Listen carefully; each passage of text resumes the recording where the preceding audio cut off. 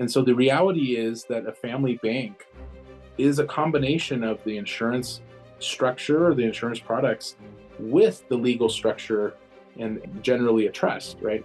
The combination of those two is what really gives you the maximum flexibility and the ability to do all the things that, that banks do. Hey, Glenn. Jeremy and I are so thrilled to have you as a guest on our WealthWise Banking podcast. Thank you for taking the time to share your story and insights with our audience. And everyone, you are in for a treat. Glen Wagstaff has built the largest estate planning firm in the country. He is the founder, the managing partner, has 52 international awards. He consults to the rich and famous, it sounds like, to leaders of countries. And I don't know how we got him on the podcast, but we're really excited to have him here to talk about his knowledge with estate planning, because that's part of protecting your family, part of carrying on generational legacy. So, Glenn, welcome. It's good to have you here. Excited to be here. Good to see you. Yeah, it's great to see you here too. And we've started off with this little contest, and we have the audience playing along called Two Truths and a Lie.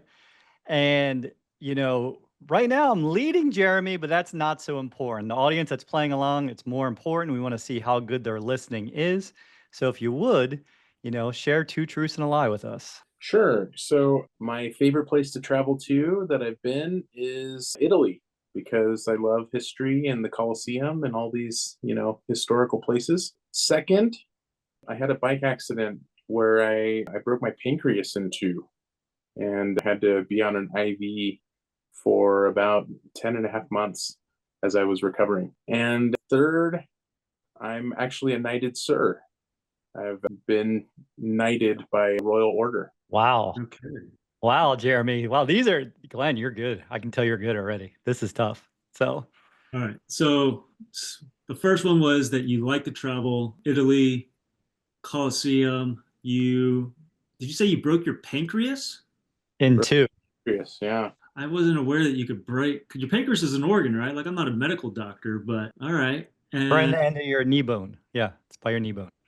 yeah, so, and then knighted by a royal order. Most people, I think when they say sir, they typically carry it in their title, and you were not introduced as sir.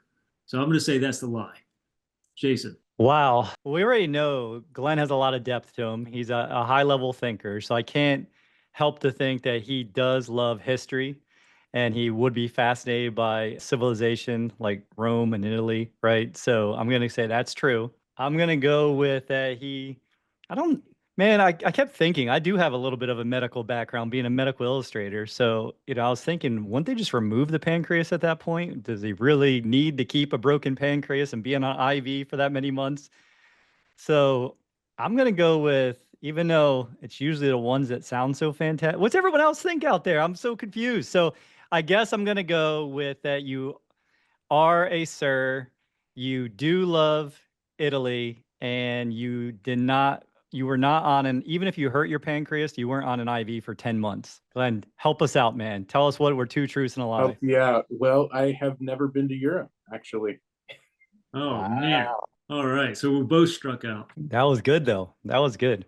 Tell So, us about the yeah, how do you pancreas. break your pancreas? Answer that. Exactly. Well, I was in Peru and I was on a bike going down a hill. It's like the only paved hill in the entire area.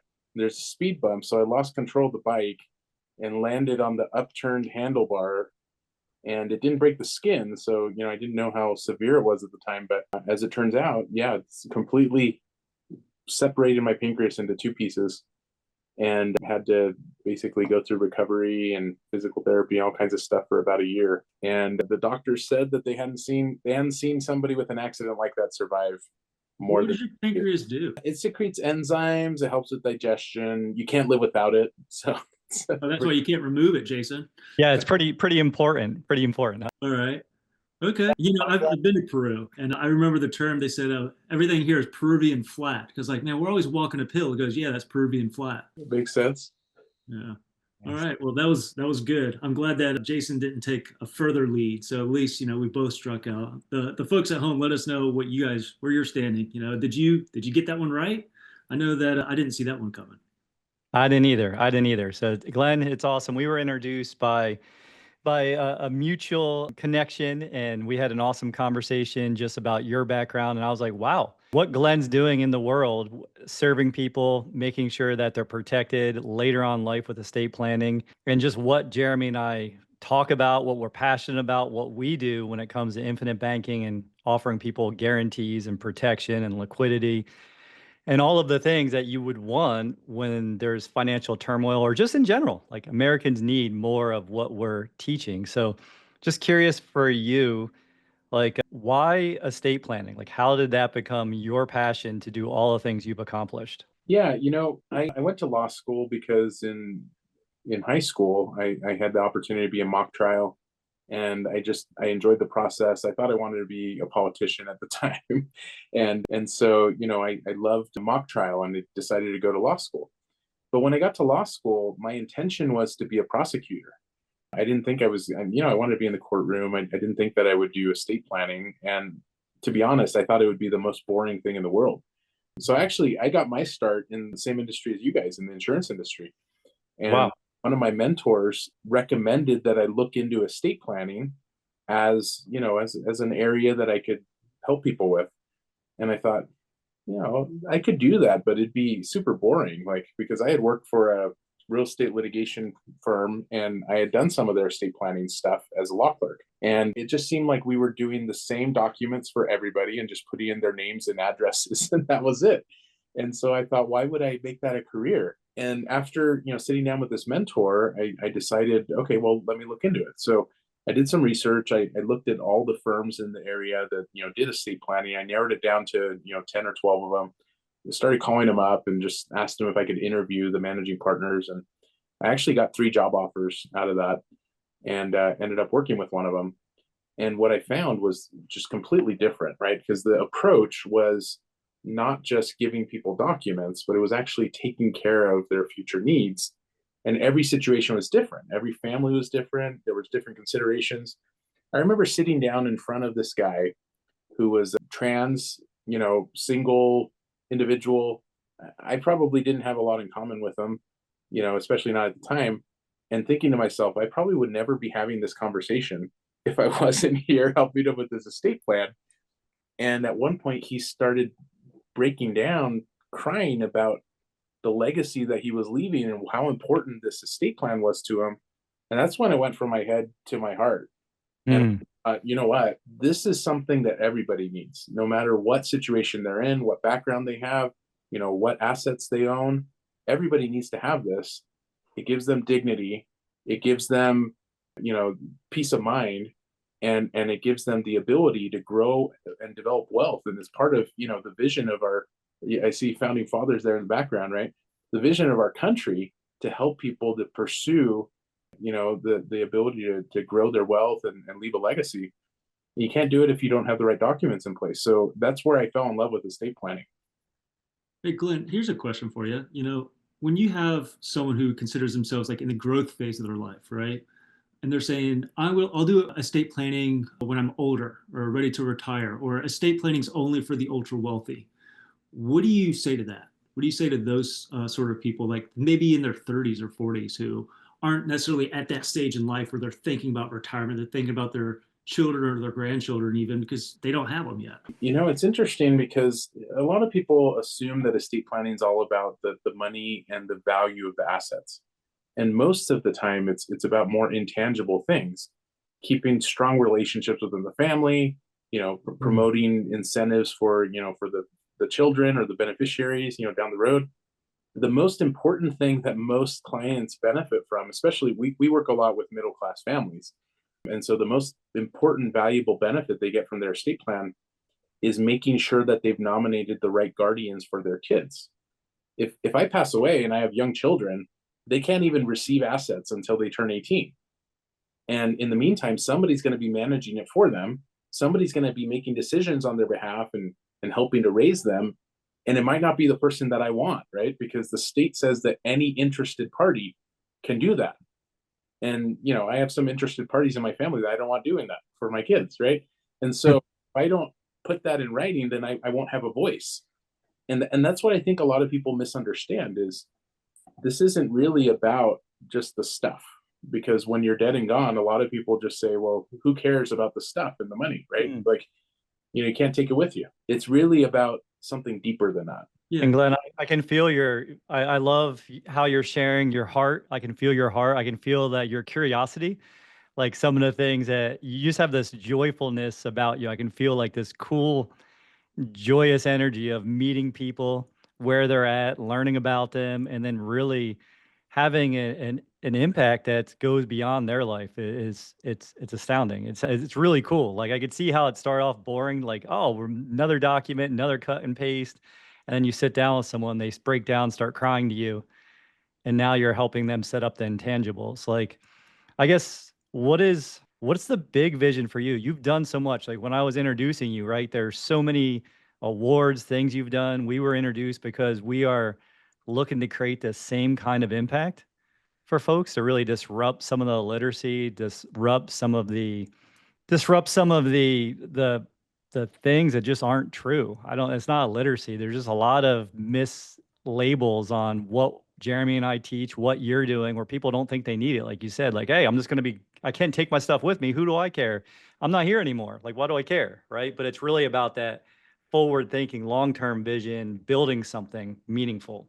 So, It's been interesting. Jeremy, you brought up the fact that people don't often understand how important this is, and they assume that they have to wait until some future point to put it in place. And that's been one of the, I always used to say, starting out in this industry, like, my biggest competition isn't other attorneys or even other companies. My biggest competition is the ignorance of the public, of not knowing how important this is, right? And over my career, it's been interesting because I've advised to some of the biggest fintech companies in the space.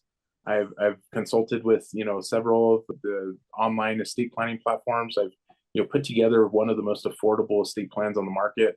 We were connected to several thousand financial professionals, and they would bring us their clients. And even with all of that, what we found is that the public still doesn't understand and hasn't internalized the power and the value of having a proper plan.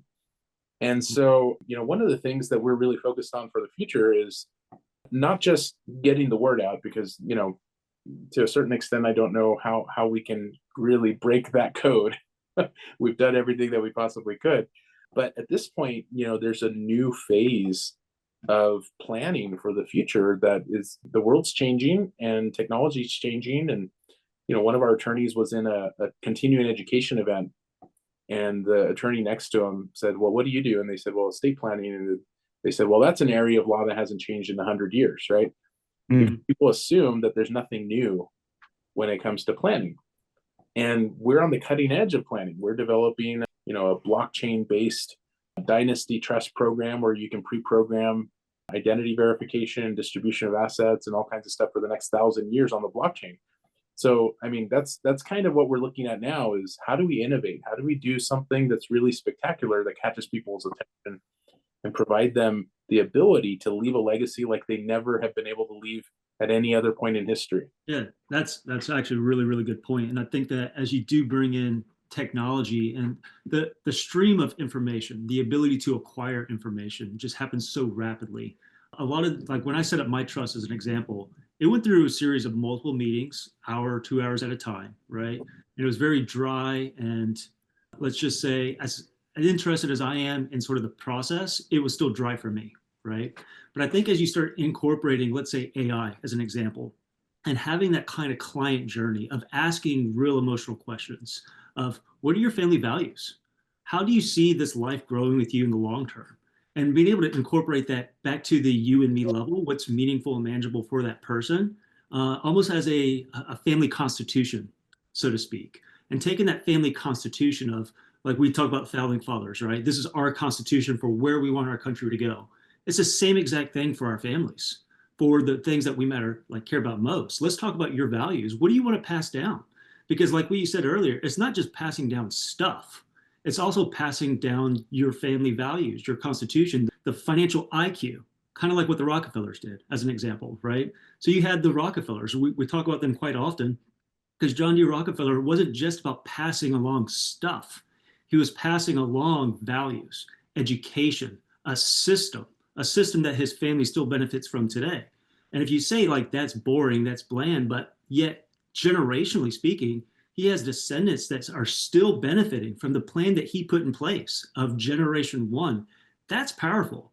And that is available to every single person through, someone like yourself. You're helping families do that exact same thing. And I want to applaud you for helping other people think long term. Yeah, thank you. Yeah, one of the things that we found over the years is that we talk to people, and I mean, I think in society a lot of times we have goldfish vision, right?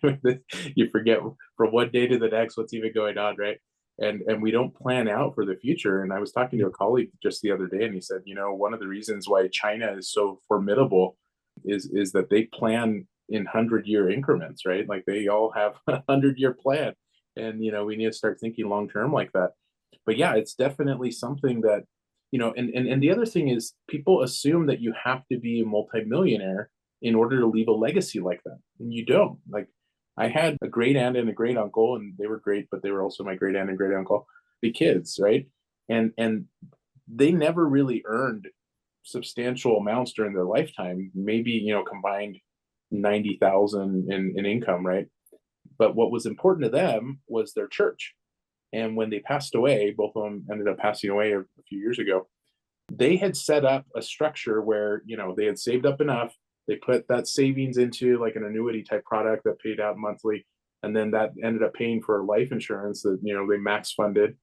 And then, when they passed away, they ended up leaving like close to $50 million to their church.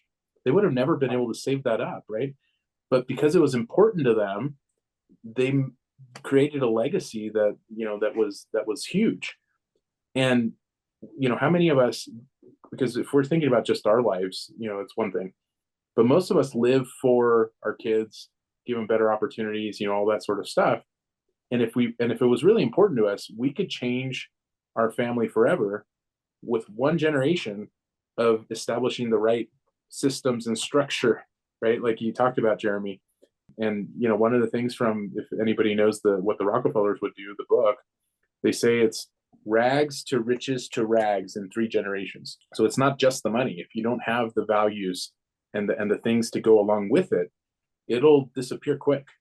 Yeah, we say it all the time. You don't pass on resources, you pass on resourcefulness. And part of that resourcefulness is the education behind it. Here's another great quote, and this is kind of like dark for when I think about it, but they always say, I heard a long time ago that you die twice, right? The first time you pass away is when your physical body and your soul leaves this, plane of existence. The second time is when the last person remembers you and that person passes on. What better way to live long term by establishing the legacy you're talking about? And Glenn, would you kind of expand on like just about the Rockefeller's method, right? You kind of touched on, you kind of already dispelled the notion that this is only for the wealthiest families, talking about your great aunt and your great uncle and what they left for the church. And just talk a little bit more about maybe some experiences or people you've seen where they're tying in that long-term vision. Because this is really about abundance. This is around us helping the folks listening to start thinking long-term and not just think about this month and themselves, but what does it look like next generation, generation after that, generation after that? Just maybe some examples or some wisdom around the Rockefeller method and that waterfall method, using the whole life and the trust and the estate planning kind of rolled into one. So Yeah, I mean, obviously there's a lot that we could dig in for that.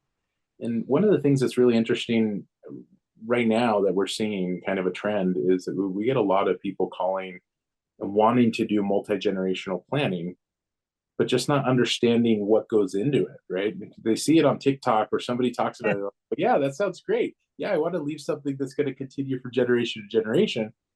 But then the structure for that to happen has to be specific, right? Like you have to have a decision making that will continue from generation to generation. You have to have assets that can, perpetuate from generation to generation, right? And so part of it is just understanding what goes into that, and then part of it is the transfer of, it's not just the assets or the wealth, it's the values that go along with them, right? And so we went on tour, actually, this was a few years ago, probably 6 or 8 years ago. We went on tour across the country and did presentations about how to leave a proper legacy. And we talked about estate planning, yes, but most people do their trust and then they put it on a shelf and they forget about it and they never, think about it again. And that's, not enough for you to really establish a legacy. So then, what else goes into it? And one of the things that we talk about is you have to leave those value statements of what's important, because when people get the money, you have to give guidance on how that's supposed to be used, what you would like to see happen. And what happens is that the next generation may or may not share your values. So even though you say it, that's not enough for them to follow it. And you have to give context to those values. Part of that context is providing your life stories, your experiences. Where do those values come from? Why are they important to you, right? And if they understand the essence of that, then they might not agree with it, but at least they'll understand the reason why, right? And they can respect it that way. And so the combination of having the guidelines and the right documents in place with the values and with the context around those values, that's what allows a proper legacy to perpetuate. So John Rockefeller, he wanted to make sure that his wealth was going to continue. So number one, he kept the wealth concentrated. He didn't just spread it out, because most people say, okay, it's going to go equally to the kids. And then one does really well, one does really bad, and the other one does average. And within 2 generations, it's gone, right? He said, no, we're going to keep all of it together and the family's going to benefit from it, but it's not going to just be divided to everybody. Number two is, he set up a structure so that decision-making wouldn't just be, okay, well, I'm going to put my brother as the trustee and he's going to make all the decisions. And I just trust that he's smarter than me. He's going to do a great job. No, that's not how you do multi-generational planning, right? Because you don't know who's going to sit in that seat. So what we do is we create almost like a committee, a board, right? A board of trustees that come together. They make decisions together according to the guidelines that you've left. And you can specify, okay, when does somebody get to sit on the board to prove to be able to, be worthy of sitting on the board? And how do those decisions get made? And then finally, one of the things that makes it unique is what we call the boomerang effect, which is every time that the money leaves, there has to be a way for it to come back. Because again, you're not just safeguarding your wealth, your legacy, you're safeguarding the next generation, the grandchildren, the great-grandchildren, and the perpetuity, the wealth of the entire family, or whoever you're leaving it for. And so therefore, it's not enough to just allow one generation to spend it. No, it's got to come back and refill for the next one. And there are ways to do that. I love that part. That's Nelson, right from our Nelson Nash's "Don't Steal the Peas," right? That's literally, you're not leaving the back door of our family legacy and just, going off and living your best life and not having a plan on how to repay that. Like that's really powerful, that boomerang effect. So it's really a different thinking. Like, I'm excited to hear more about this. It's something that I wrote a family constitution for us a few years ago. Haven't executed on anything on it, but it is, how do you perpetuate the education, the knowledge, and with that board of trustees and, the list of options that they have to look through to make sure that that goes in place. It's different. I hope everyone hearing this is starting to think differently about your own personal life and what's possible and what you can create over a lifetime if you think long range, if you think and you find the right teammates like Glenn and his team, and folks, certified IBC practitioners, and people that are really there to make sure that you're set up. So yeah, one of the, we talk kind of about the infinite banking concept and really catering to all 3 of these, but we kind of have a focus depending on a person's values and where they are in life at any given stage. Typically, we talk to clients who are predominantly like debt focused. I want to use the cash value to, do the Daddy Dave snowball debt elimination method. I want to do the opportunity fund, use it for future planning and investing. And then there's the legacy portion, right? And we get to talk about legacy just because of the product that we use to implement the process of infinite banking. And for our listeners, that's kind of really where Glenn's expertise is coming in, right? It's in the legacy planning, is that long-term part of it. And Glenn, you mentioned earlier trust, but we understand there's a lot of different trusts out there, and they can all be very complicated. Everyone talks about, this state trust, the Nevada irrevocable trust, the spendthrift policies or provisions that go inside of these in very, very simple terms. Can you break it down on what is a trust and why should trust be incorporated into the process that we're talking about? Yeah. So the essence of a trust is you're leaving guidelines and instructions that are going to be followed after you're unable to do it yourself, right? And so it's a legal document that it contains all those guidelines and instructions. And in the United States, we recognize that document almost like a separate entity from you. So there's two types of trusts. There's revocable and irrevocable. And all the names of all kinds of different things, that's just noise, right? Because we can structure the provisions inside of them to do all kinds of different things. But really, they come down to revocable and irrevocable. Revocable means that it's an extension of you. You have full control. You can change it whenever you want. You can get rid of it. You can put things in. You can take things out, right? You have full flexibility. The problem with having full flexibility is that the assets in there are still yours. And so it doesn't give you asset protection. It doesn't give you protection from taxes. There's situations that might make sense to have an irrevocable trust where it's completely separate from you. And what a lot of people don't realize is that when you put a document in place that's irrevocable, obviously, again, can't be changed or very difficult to change, right? That's where you want to work with a professional that really knows what they're doing, because it's not just the document. The provisions in the document create what has to happen. So, we talked about having multi-generational decision-making structures, but that gets baked into those documents. So somebody can say, I have a dynasty trust. It's going to last for 1,000 years. But if they don't have those things addressed properly, it's going to be a problem for 1,000 years, right? Same thing with asset protection planning. We had a guy who, somebody recommended that he do an asset protection trust, and he had 32 properties. So do a trust for each property. He had 32 trusts. But the problem was that the person who set it up for him didn't understand what they were doing. So he just had 32 irrevocable trusts that had all these provisions that were supposed to be followed, but he never followed them properly. So he really didn't have the protection, because somebody could have invaded it with, because he wasn't properly using it. And then in the end, it was a nightmare to unravel, because he wanted to start selling his properties as he retired. And then he had to somehow get him out of there. And the provisions of the trust that he had made it very difficult, right? So irrevocable trusts are completely separate from you generally. And most of the time, you can't be in direct control of it. You have another trustee that's managing it for you. Because of that, you get certain protections. It might be protections from lawsuits or liabilities. It might be protections from taxes. It might be a benefit from, Medicaid or other benefits. But that's why we use irrevocable trusts. So that's really the art of working with a professional that helps you to design your plan. It's not just, getting a template boilerplate sort of document. It's really planning out, what do you want this to do?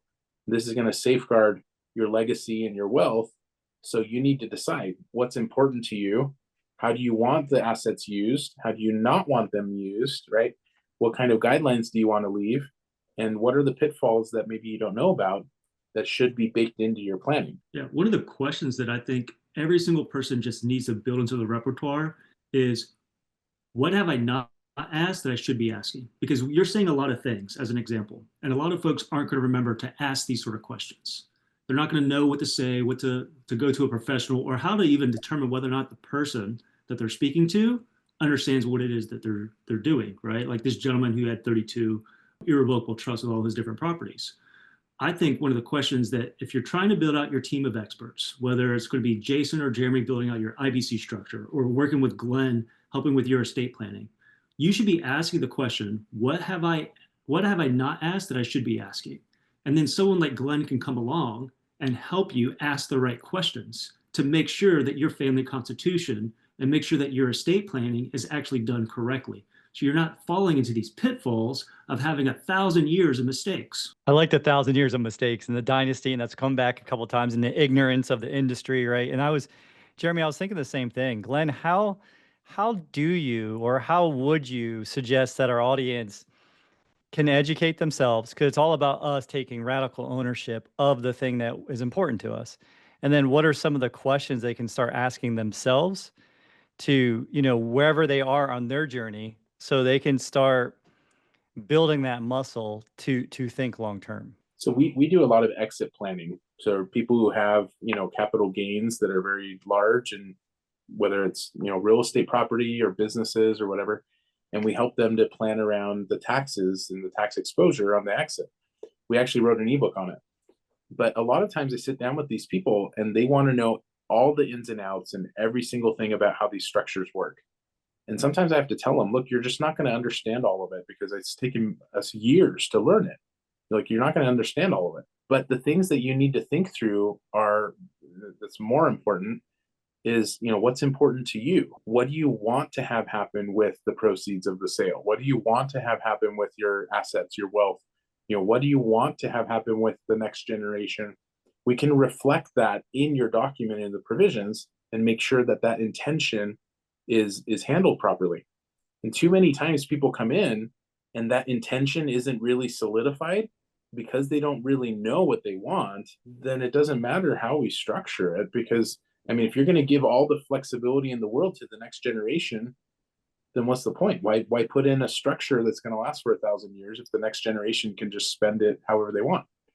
So you have to know and take the time to reflect on what's important to you. What are your core values? What are the things that you want to perpetuate?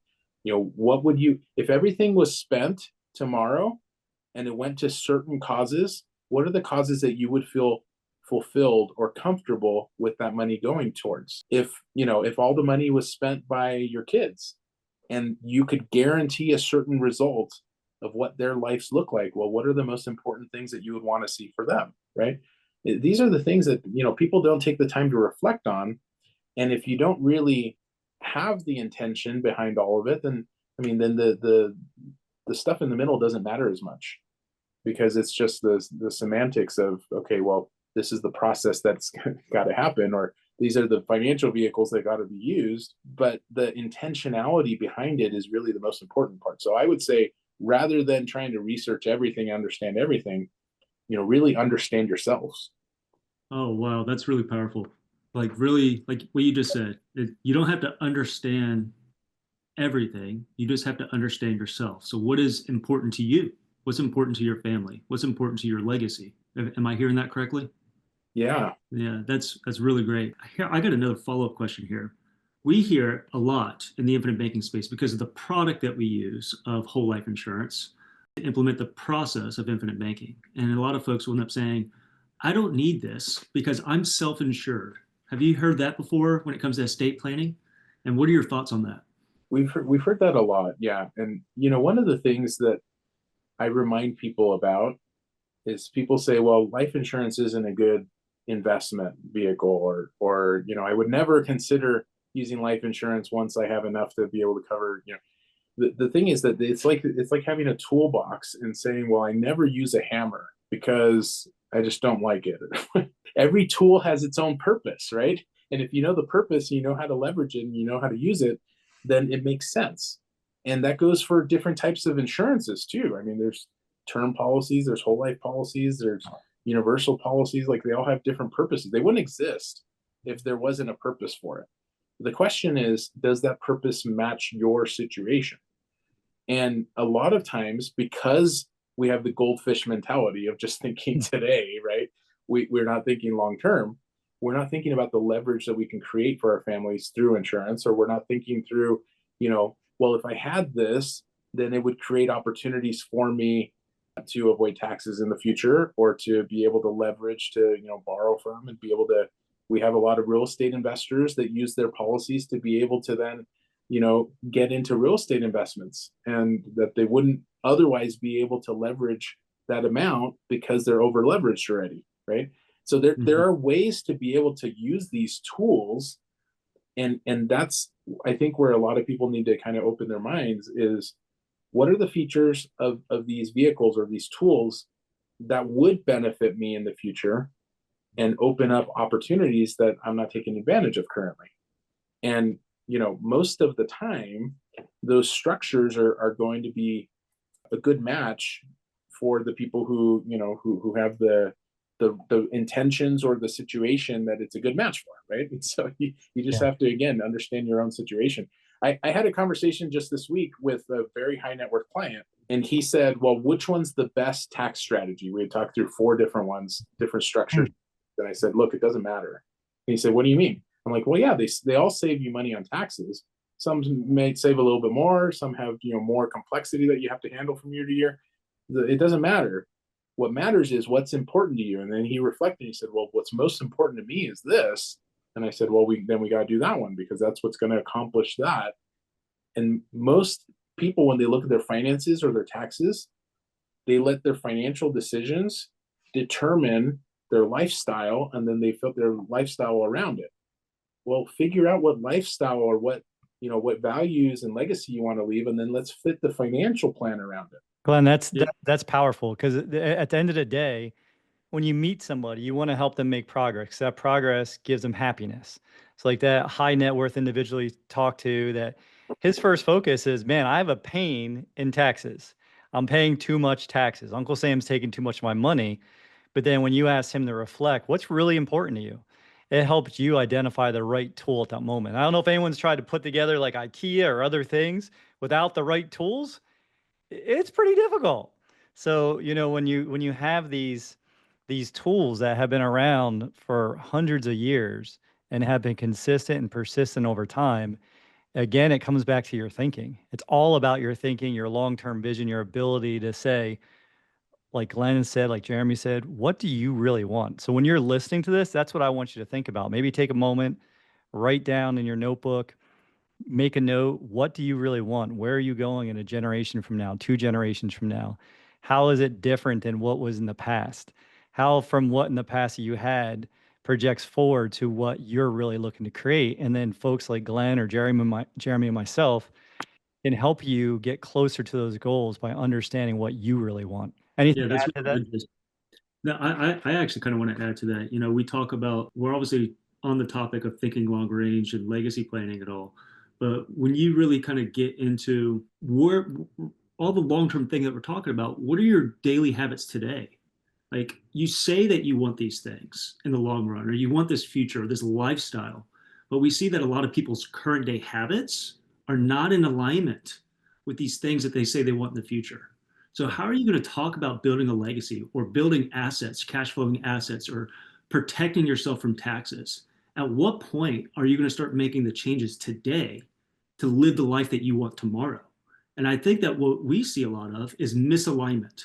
And Mm, that misalignment is creating friction and anxiety. And so people kind of get that deer in the headlight look, and they just don't want to take any more action. It's like, well, I'm unaligned. I don't know how to align my current actions with the lifestyle that I say that I want.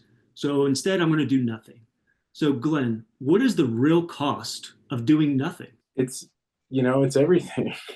Because so just along those lines of what you were just talking about, I remember sitting down with a guy, and he was telling me that he wanted to leave something multi-generational, that he was planning on having a lot of wealth in the future. And if we helped him now, that he would definitely have a lot for us to help him with in the future.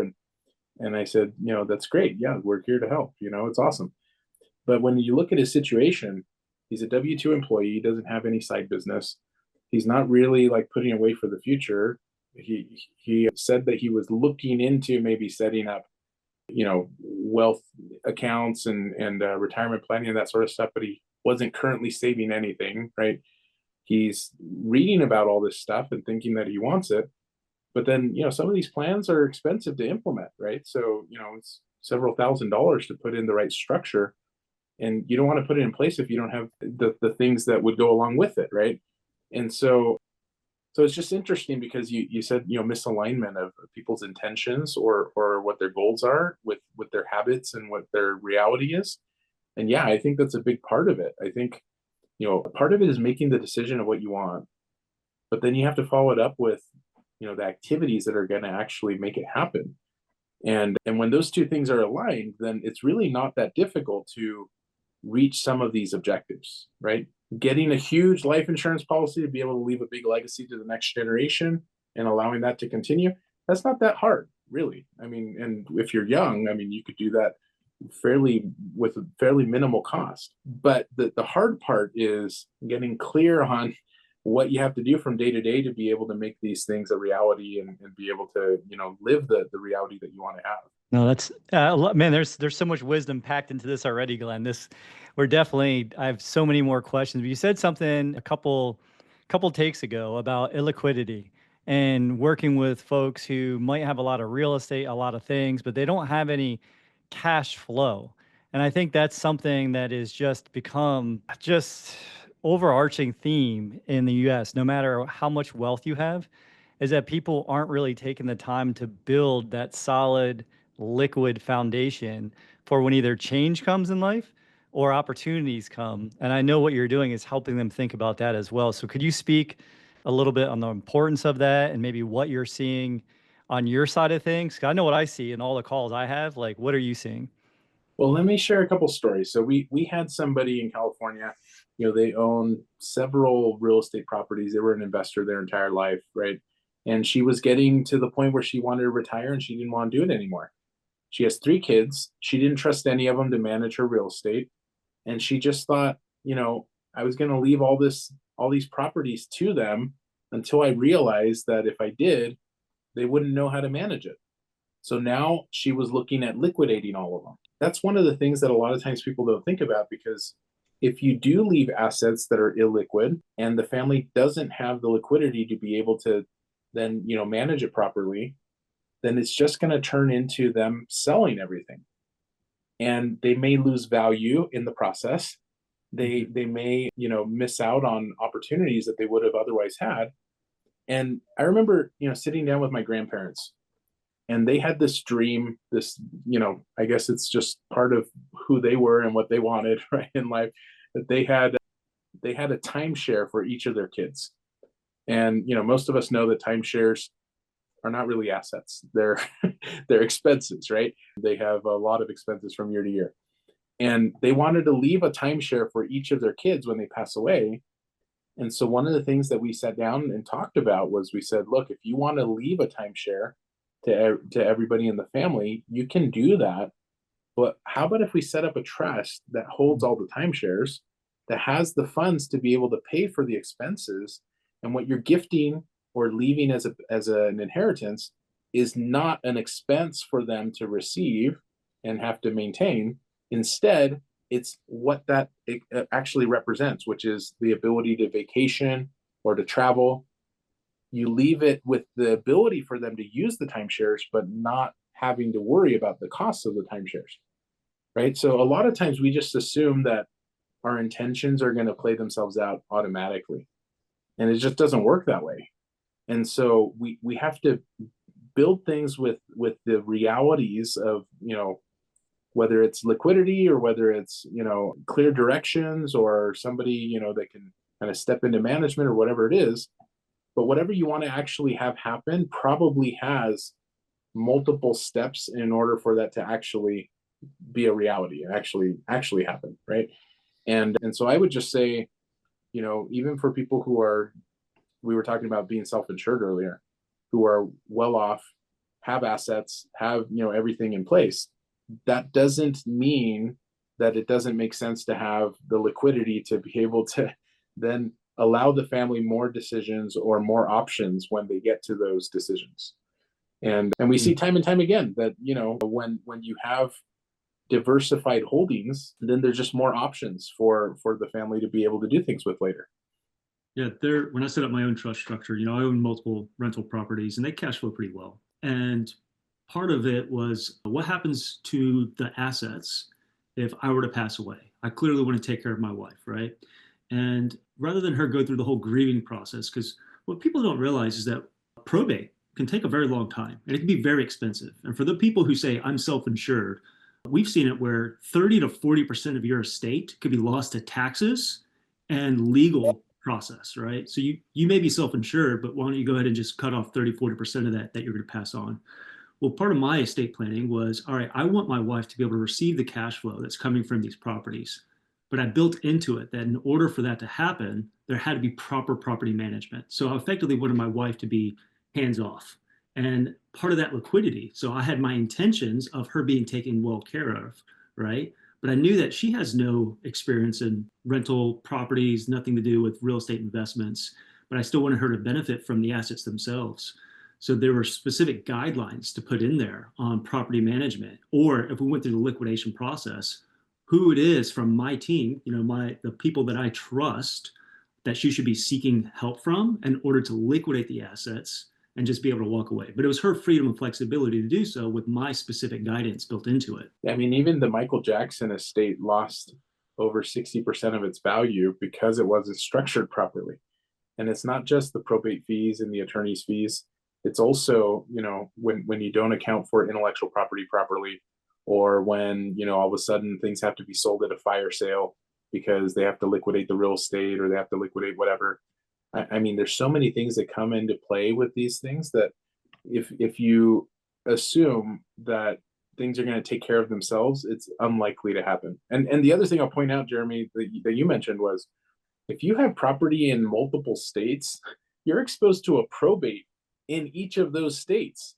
Mm. And, I remember sitting down with a client and they're like, well, I don't have to worry about it. Probate's not that big of a deal. I'm like, how many properties do you have? And they're like, well, I have 7.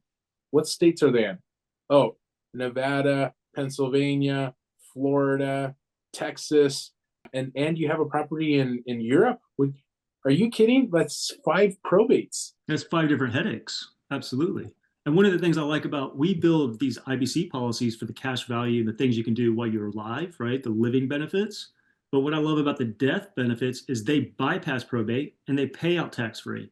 So when you talk about the legacy planning and providing that liquidity to implement your guidance, the death benefits alone help fund those things. So that's why I like using IBC. And one of the reasons I really wanted to talk to you and get your insight onto it, because you've seen it much more than we have, being in the estate planning. We build it out for the living benefits. We just happen to have a product that has all these other features and benefits for the legacy and the estate planning side behind it. Yeah, one of the biggest misconceptions with people who like the IBC concept and they want to implement it, and then they get an insurance policy and they say, well, I have my own bank. No, you have a vehicle to be able to have your own bank, and you could use it properly and do a whole bunch of stuff. Yes, that's true. But what are the components of a bank? Well, one of the things is safety, right? Is your policy and the cash value inside of it, is it going to be truly safe? If you have it inside of something like an irrevocable life insurance trust, then yes, it's protected from creditors, it's protected from lawsuits, it's protected from all kinds of stuff, including estate taxes. And if you don't, you may still have some exposure, right? And then the same thing, it's like, well, now I can loan to other people and be able to, borrow from my policy, be able to leverage it and do all this stuff. Great. When you do those loans, are you doing loan agreements? Because if not, you're not protecting yourself to make sure that you're going to get paid back, right? And when it's properly structured, a family bank can be amazing. You can do all kinds of stuff, and you get to take advantage of the same. There's a reason that banks make a lot of money, right? The arbitrage that they're able to create in lending and everything else. You can take advantage of that, but you also have to protect yourself as you're doing it. So you have to have the structure for the bank, right? And most of the time, a properly structured trust that would hold these type of assets are going to have those sort of guidelines. And then you may want to have like maybe a standard loan agreement that you use every time that you lend out, so that it comes back and you're protected and you're securing the loans that you're sending out. You want to deploy your assets, but you also want to protect yourself as you're doing it. And so the reality is that a family bank is a combination of the insurance structure or the insurance products with the legal structure and the generally a trust, right? The combination of those two is what really gives you the maximum flexibility and the ability to do all the things that that banks do. Wow, like that would. I think people should just rewind that last 30 seconds and re-listen to it, because that's really what it is that we're trying to talk about, right? Providing the creation, helping you keep what it is that you're building, and then actually protecting it in the long range, right? The create, keep, and protect model that we've heard numerous times on previous episodes here. That's exactly what Glen is talking about right now. And Glen, luckily I brought my crystal ball. So I already have, like, in the crystal ball, just for everyone who's watching or listening, there's not really a ball here, but I can see that you will be coming back and sharing more wisdom with us and more wisdom to our audience, because this is this is a piece that a lot of folks are missing. And I can tell you from interviewing multiple people about setting up trust structures, I'm feeling a lot better about Glen, his knowledge, what he's sharing than anyone else I've talked to, because everyone else has these weird names for him. They have they have all the like dynasty, like just they have crazy, crazy names, Vortex Trust, and just like these crazy names. And I was like, that sounds like a scam. It doesn't sound like something that we need to rename when it comes to estate planning. It doesn't have to be sexy. We can be innovative, like you talked about, Glenn. But any last thoughts from you before we bring you back for another time in the future? Yeah, I mean, two things. One, what you just mentioned is there's a lot of companies out there that market specific strategies. And one of the things to just be aware of is if they're only telling you that there's one solution for everybody, it's probably not the right solution for you. Because the reality is that Amen. in this world of estate planning, there's so many options, and we can customize something that's really going to work for your needs. And it's not going to be just, one size fits all for everybody, right? It just doesn't work that way. And then the second thing is, you mentioned crystal ball earlier. One of the trends that we're seeing, and I'm seeing with a lot of wealthy clients and individuals and families and family offices, one of the things that I believe in the future is going to be huge is leveraging private wealth, because opportunities are coming for those that have structured things properly to leverage their private wealth in opportunities that in the past only large corporations, banks, others were taking advantage of. In the future, private wealth is going to drive a lot of these opportunities, and you want to structure yourself now to take advantage of those opportunities in the future. Oh, well, I'll be getting on a private phone call with you on that right there. So, Glenn, we really appreciate your time, you coming on, sharing a wealth of information, a lot of insight.